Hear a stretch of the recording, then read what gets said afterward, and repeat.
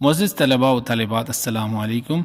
आज हम आपको एक बच्ची की असाइनमेंट दिखाते हैं। ये देखें क्लास 10th की ये स्टूडेंट हैं और 42 असाइनमेंट है।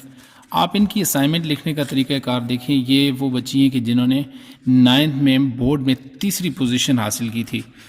बोर्ड में पोजीशन ऐसे ही नहीं आती, उसके लिए कुछ करना पड़ता है। बच्चों को होगी उतने ज़्यादा आपके मार्क्स होंगे।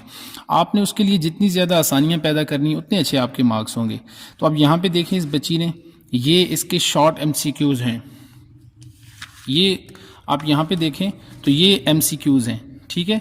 MCQs इस बच्ची ने किस तरह से सॉल्व किए हुए हैं। नेक्स्ट देखें और नेक्स्ट यहाँ पे आएँ तो शॉर्ट क्वेश्चन है, ठीक है। शॉर्ट क्वेश्चन में आप देखें कि किस तरीके के साथ शॉर्ट क्वेश्चन है। तो पहले डेफिनेशन, फिर दूसरे की डेफिनेशन, ठीक है। और जब डिफ्रेंशिएट करने की बारी आई तो यहाँ पे देखें कितने प्यारी इस बच्ची ने हेडिंग दी हुई है। एक एक हेडिंग को कितने प्यारे अंदाज से लिखा है और यहाँ पे अलग हेडिंग दे के उसकी पहले मीनिंग लिखी, ठीक है, और मीनिंग के बाद उसका आंसर, ठीक है। इसी तरह से अगर हम थोड़ा सा आगे चलें तो यहाँ पे आप देखें कि किस तरह से इन्होंने चैप्टर 2 के जो शॉर्ट क्वेश्चन है किस तरह से हेडिंग, फिर शॉर्ट क्वेश्चन की हेडिंग, फिर आंसर दी फॉलोइंग क्वेश्चन, एक एक क्वेश्चन को अलग करके इन्होंने लिखा हुआ है, ठीक है।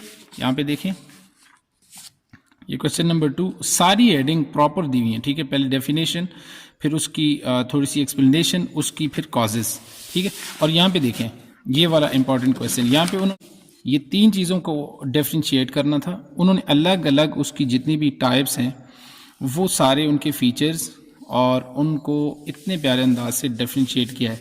यही एक अच्छे जो है ना बच्चे की खसूसियत होती है और यही तरीक़ाकार होता है। आप भी इसको फॉलो करें और इसी के ऊपर अमल करें और इंशाल्लाह आपके भी नंबर ज़्यादा से ज़्यादा आ सकते हैं। बोर्ड में आप भी टॉप कर सकते हैं, लेकिन शर्त यह है कि आप भी अपनी लिखाई को अच्छे से अच्छा बनाएं, खूबसूरत बनाएं और एग्जामिनर के लिए इसको ज़्यादा आसान बनाएं। जितनी आप आसानियाँ पैदा करेंगे, अब ये पेपर देखें, चेक करने वाला यहीं से डायरेक्ट वो पूरे मार्क्स देगा, ठीक है, क्योंकि हर एक चीज़ की डिफ्रेंशिएट हुई है, कोई उसमें कॉम्प्लिकेशन नहीं है। बच्ची ने कोई कॉम्प्लिकेटेड एक क्वेश्चन भी नहीं किया हुआ, तो अब ज़रूरी हो जाता है एग्जामिनर के लिए कि वो पूरे मार्क्स दे, ठीक है।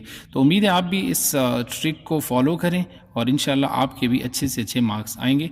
मज़ीद अच्छी वीडियो के लिए हमारे साथ रहिए, हमारे चैनल को सब्सक्राइब कीजिए और हम लिंक दे देंगे डिस्क्रिप्शन में मज़ीद इस तरह की वीडियोस के लिए। और पेपर प्रेजेंटेशन के हवाले से हमारे साथ रहिए। अस्सलाम वालेकुम।